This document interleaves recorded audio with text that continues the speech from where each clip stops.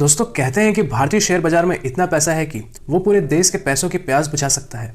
देखिए, ज़्यादातर लोग शेयर मार्केट को ठीक से समझते नहीं है और उसके बारे में बुरा भला कहने लगते हैं, जैसे कि शेयर बाजार एक जुआ सट्टा के जैसा है। इसमें बहुत रिस्क होता है, इसमें पैसा सिर्फ किस्मत वालों का ही बनता है। लेकिन ऐसा वही लोग कहते हैं जिन्हें इसके बारे में या तो सही जानकारी नहीं होती या वो किसी फिल्म को देखकर अपने से ही तर्क लगाना शुरू कर देते हैं। और वही कोविड-19 के बाद यंग लोगों में इसकी रुचि ज़्यादा दिखाई दी है, क्योंकि उस वक्त सभी के पास खाली समय था कुछ सीखने का, ऑनलाइन पैसा कमाने का, तो लोगों ने शेयर मार्केट की ओर अपनी रुचि दिखाई। पर कोविड के पहले तक कई लोगों को शायद ये भी नहीं पता था कि शेयर मार्केट होती क्या है। और कोविड के पहले हमारे इंडिया में मुश्किल से 10% लोग ही शेयर मार्केट में इन्वेस्ट करते थे, और वही यूएस में शेयर मार्केट में इन्वेस्ट करने वालों की संख्या 50% से भी ज़्यादा है। क्योंकि भारत में लोगों को जानकारी कम है और लोगों के मन में ये भरा पड़ा है कि ये एक सट्टा बाजार है, या कई लोग रिस्क नहीं लेना चाहते। लेकिन रिस्क तो आपके जीवन में हर दिन है। शायद आप जानते होंगे कि हमारे देश में महंगाई दर, जिसे इन्फ्लेशन रेट कहते हैं, वो हर साल 10% के रेट से बढ़ रहा है। यानी कि आज जो वस्तु 100 रुपये की है वो अगले साल 110 रुपये की हो जाएगी। और पेट्रोल डीजल के दाम तो आप सब देख ही रहे हैं। और हर आदमी अपना पैसा बैंक में डालकर ये सोचता है कि हमने सेविंग्स की है। पर बात को थोड़ा समझिए कि बैंक में पैसा जमा करने से वो बढ़ेगा तो बिल्कुल नहीं, बल्कि इस महंगाई के ज़माने में उल्टा घट जाएगा। क्योंकि सेविंग अकाउंट आपको 3% का ब्याज देता है, करंट अकाउंट तो कुछ देता ही नहीं। एफडी में भी आपको 5% ही ब्याज मिलता है, वो भी कुछ बैंकों में ही। और अगर आप अपने पैसों को बैंक एफडी जैसे जगहों पर रखने का सोच रहे हैं तो इससे आप सालाना 5 से 6% घाटे में ही रहोगे। और रियल एस्टेट और गोल्ड में भी आपको 8 से 9% की ही रिटर्न मिलती है। लेकिन एक घर, जमीन और सोना खरीदने में आपको अच्छी खासी रुपयों की जरूरत पड़ती है, और इतना पैसा एक मिडिल क्लास फैमिली या फिर किसी स्टूडेंट के पास नहीं होती।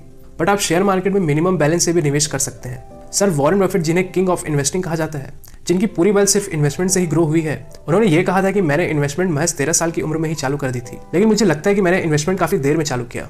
खैर, आपको सिर्फ थोड़ा स्मार्टली वर्क करना पड़ेगा, जिससे आप भी अपनी अच्छी खासी वेल्थ क्रिएट कर सकोगे। अब आते हैं हम मेन पॉइंट पर कि शेयर मार्केट आखिर क्या होती है और काम कैसे करती है। दोस्तों, शेयर मार्केट का मतलब है हिस्सेदारी बाजार, जहां पर शेयर का मतलब होता है हिस्सेदारी और मार्केट का मतलब बाजार। जैसे हम बाजार जाकर सामान, सब्जी वगैरह खरीदते हैं, वैसे ही शेयर बाजार में हम कंपनी के हिस्सेदारी को खरीदते और बेचते हैं। दोस्तों, अब बात करते हैं कि शेयर बाजार काम कैसे करती है।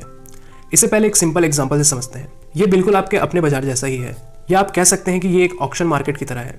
ऑक्शन मार्केट मतलब नीलामी बाजार, जहां कुछ यूनिक सामानों की नीलामी की जाती है और खरीदने वाला अपनी बोली लगाकर उस सामान को खरीद लेता है। अगर उस सामान की वैल्यू ज़्यादा है तो जिस इंसान की बोली सबसे ज़्यादा होगी वो सामान उसका हो जाएगा। दूसरे एग्जाम्पल में हम अपने सब्जी बाजार से समझते हैं। दोस्तों, ठंडी में अंडों की मांग ज़्यादा बढ़ जाती है, जिसे हम डिमांड कहते हैं, और वही गर्मियों में या कोई फेस्टिवल सीजन जैसे नवरात्रि, दिवाली के समय अंडों की कीमत सस्ती हो जाती है, क्योंकि इसकी मांग कोई नहीं करता और दुकानदारों के पास भी इसकी बहुत सी मात्रा पड़े रह जाती है। मतलब कि जिस वस्तु की मांग ज़्यादा है और सप्लाई कम है तो उस वस्तु की कीमत में वृद्धि होगी, और जस्ट इसके अपोजिट, जिस वस्तु की सप्लाई ज़्यादा है और डिमांड कम है उस वस्तु की कीमत घटेगी। तो ऐसा ही बिल्कुल शेयर मार्केट भी काम करता है। जिन शेयरों की डिमांड ज़्यादा होती है तो उसकी कीमतों में भी बढ़ोतरी होती है, और जिन शेयरों की डिमांड कम होती है, जिसे कोई लेना नहीं चाहता, तो उसकी कीमत भी गिरते जाती है। अब हम बात करते हैं कि शेयर बाजार में निवेश कैसे करें। दोस्तों, भारत में प्रमुख 2 एक्सचेंज हैं। एक्सचेंज मतलब आप एक दुकान समझ सकते हैं, जहां भारत की कुल 5000 से भी ज्यादा कंपनियों की शेयर खरीदारी और बिकवाली के लिए लिस्ट होती है। तो इनमें से एक है BSE, जिसका पूरा नाम है बॉम्बे स्टॉक एक्सचेंज, और दूसरा है NSE, जिसका पूरा नाम है नेशनल स्टॉक एक्सचेंज। और दोस्तों, सेंसेक्स BSE में लिस्टेड कंपनियों की कीमतों को दिखाता है और निफ्टी 50 NSE में लिस्टेड कंपनियों की कीमत को दिखाता है। सेंसेक्स में भारत की 30 सबसे बड़ी कंपनियां शामिल होती हैं और निफ्टी 50 में भारत की 50 टॉप की कंपनियां शामिल होती हैं। तो पहले के ज़माने में जब इंटरनेट उतनी नहीं थी, तब लोगों को शेयर खरीदने के लिए NSE BSE जाना पड़ता था। लेकिन आज सब प्रोसेस ऑनलाइन हो गया है। आप घर बैठे ही किसी भी कंपनी के शेयर खरीद सकते हैं, लेकिन इसके लिए आपको एक अकाउंट की जरूरत पड़ती है, जिसे डीमैट अकाउंट कहते हैं। डीमैट अकाउंट बनाने के लिए कई सारे प्लेटफॉर्म मौजूद हैं, जैसे कई सारे बैंक से प्रोवाइड कराते हैं, और कुछ प्राइवेट ब्रोकर्स भी मौजूद हैं। ये ऑनलाइन ब्रोकर प्लेटफॉर्म बहुत से मौजूद हैं, जैसे जीरोधा, एंजल ब्रोकिंग, अपस्टॉक्स और भी बहुत सारे, जिनकी कुछ मिनिमम सी फीस होती है। इनके जरिए आप डीमैट अकाउंट बनाकर किसी भी समय इन्वेस्टिंग शुरू कर सकते हैं। दोस्तों, अब हम बात करेंगे कि कौन सी शेयर हमें खरीदनी चाहिए और कैसे पता करें कि कौन सी कंपनी अच्छा परफॉर्म करेगी। दोस्तों, किसी भी कंपनी में निवेश करने से पहले आपको मार्केट एनालिसिस करना पड़ेगा। शेयर मार्केट में 2 टाइप की एनालिसिस होती है। पहला है फंडामेंटल एनालिसिस और दूसरा है टेक्निकल एनालिसिस। तो दोस्तों, फंडामेंटल एनालिसिस में आप कंपनी के परफॉर्मेंस चेक करते हैं, उनकी बैलेंस शीट चेक करते हैं, मैनेजमेंट चेक करते हैं, उसके प्रोडक्ट चेक करते हैं और कंपनी के बिजनेस को एनालिसिस करते हैं। और दोस्तों, fundamental analysis long term investment के लिए काम आती है, और टेक्निकल एनालिसिस में आप कंपनी के शेयर प्राइस के चार्ट को एनालिसिस करते हैं।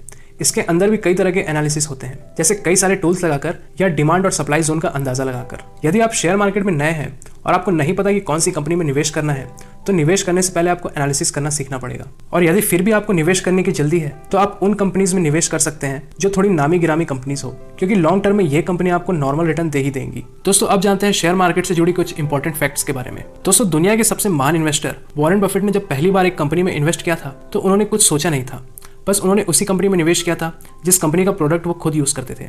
लेकिन जब उन्होंने शेयर खरीदा तो अगले ही दिन कंपनी के शेयर प्राइस नीचे आ गए और कम से कम 6 महीने तक उन्हें कोई भी मुनाफा नहीं दिख रहा था। ऐसे में वो डरने लग गए थे और सोचने लगे कि क्या मैंने गलत कंपनी खरीद लिया या मेरा फैसला कहीं गलत तो नहीं था। तो ये डर उन्हें खाया जा रहा था। तो जब करीब 10वें महीने में कंपनी का शेयर प्राइस ऊपर आया, तो उन्होंने अपने ही खरीदे हुए प्राइस पर बेच दिया, ये सोचकर कि चलो मुझे घाटा हो रहा था, इससे अच्छा मैं बिना घाटे और बिना फायदे के ही निकल जाता हूँ। लेकिन उनके बेचने के 1 हफ्ते बाद ही उस कंपनी का शेयर प्राइस 70% तक चढ़ गया था और ये देखकर वॉरेन बफेट बहुत दुख हुए और उन्हें सीख मिली कि मार्केट हमारे लालच और डर का परीक्षा लेता है। शेयर मार्केट उन लोगों के लिए बिल्कुल नहीं जो ये सोचते हैं कि 1-2 महीने में उन्हें अच्छा खासा मुनाफा हो जाएगा। मार्केट आपके पेशेंस और इमोशंस की परीक्षा लेता है।